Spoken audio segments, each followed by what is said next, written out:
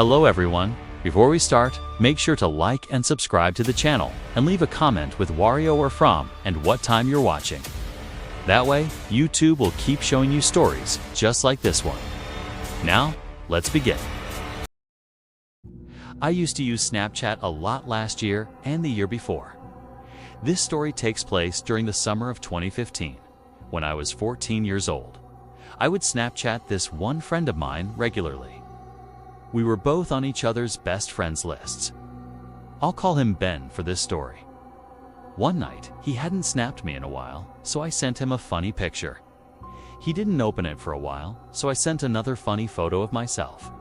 Coincidentally, I happened to be in the app when I saw that he finally opened them.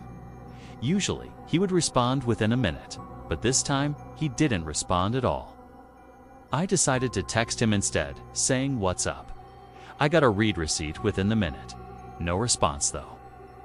I didn't know what was up with him, or if I did something to piss him off, but I wasn't going to beg him to respond to me. So I put my phone down and focused on something else. Eventually, I started having a conversation with one of my other friends through text. Somehow Ben's name came up, and the fact that he had lost his phone. I made sure my friend was absolutely certain that Ben was still missing his phone, and he said yes. I called Ben's house phone number. His dad picked up. I asked to speak with Ben, and Ben himself confirmed he was missing his phone. I told him somebody had his phone because they were opening his Snapchats and reading texts. He freaked out and told me to come over, but I really didn't want to. I told him I'd messaged them, asking to return the phone. I sent a bunch of texts to the person, said read for every single one of them, but I didn't get a text back. Instead, I eventually received a Snapchat from Ben's phone. I opened it, and it was a picture of a really weird-looking guy with a huge smile on his face. The caption was coming over. I called Ben once again to make sure he didn't have either of our addresses on his phone.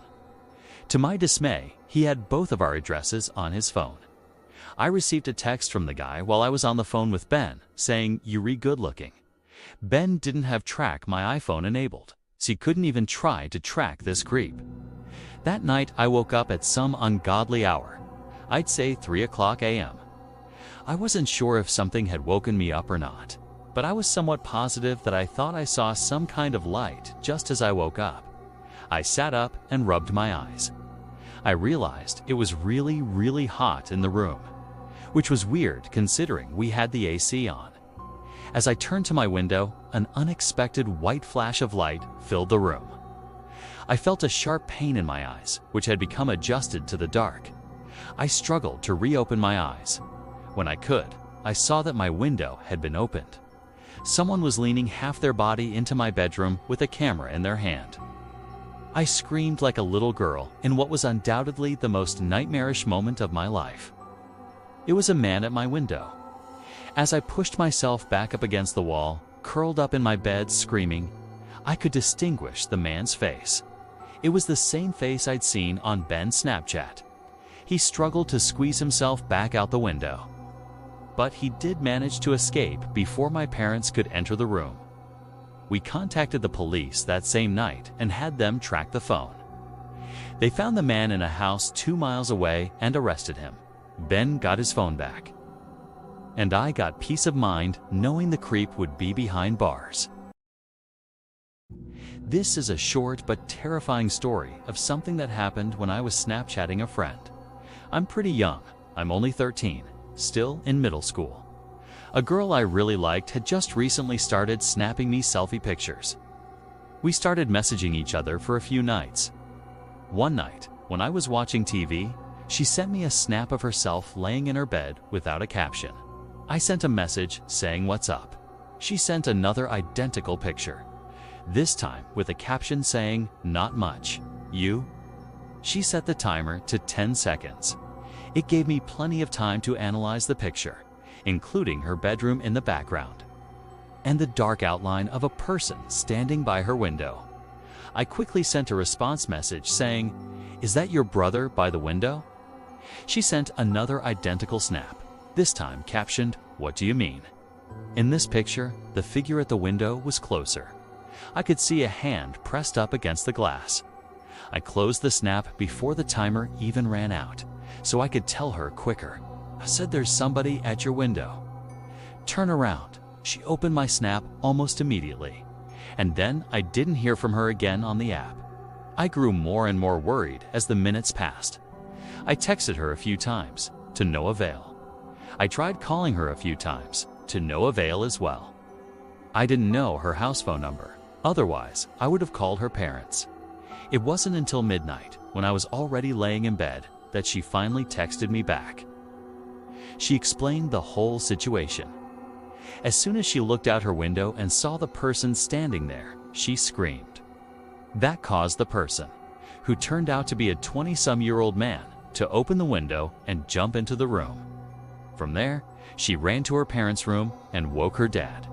Her dad went to her room to find nothing but an open window. It wasn't exactly a personal story of mine, but it freaks me out nonetheless. Knowing that the only thing that saved my friend from whatever could have happened was the fact that I was able to see the window through her selfies, unbeknownst to the creeper at her window. When you think of Snapchat, the last thing you'd expect is a horror story, besides maybe private pictures being leaked. It was almost a year ago now. I was a senior in high school, Snapchatting a few people at my kitchen table. It was 10 o'clock. My parents had already gone to sleep. I got a notification from Snapchat. It said, "Snapchat from Hector." I didn't know anyone by that name. Right away, it was weird. I should mention, I'm a guy, so it's not like random creeps snapping me for pictures happens often. At first, I didn't open it, because then, whoever it was might think I was available for conversation. A half hour went by. I forgot all about it, until I got another snap from this Hector person. This time, I opened it right away. The first snap was taken in a really dark room. Somebody's face was just barely in the picture. It was way too dark to describe them. All I could tell, the person had darker skin. The next picture was outside, facing a road. At first, I didn't catch it, but then I saw it, an arm, pointing down the road. I typed, "Who is this?" The message was read instantly, but no reply. The guy added me, so I added him back. His Snapchat score was literally 5, and he watched all of my stories. Minutes later, another snap. I opened it. A picture in the middle of the street. I recognized it. It was only 2 blocks away from my house. I thought it was a friend messing with me, so I texted a few friends. They all swore it wasn't them, but they found it hilarious. Another snap came in. I hesitated, then opened it. This time, it was my block, taken by the old lamppost on the corner. I freaked out, so I called my good friend who lives 2 doors down. Kay came over. He's a big guy. We sat on the couch, TV in the background, staring at my phone. Waiting, sure enough. Notification. Hector. My friend laughed, but I was too nervous. When I opened it, it was a picture of my house, taken from the front yard. Tate screenshotted it. We both jumped up and ran to the front door. But nobody was there. We put on our shoes and checked outside. I told my friend to stay in the front while I checked the backyard. Right then, another snap. I opened it immediately. This time, it was my back door. I yelled for my friend and ran into the backyard. That's when I saw him. Someone running for the gate on the other side of the yard. We chased after him, but it was too dark. He got away. My friend stayed for a couple of hours.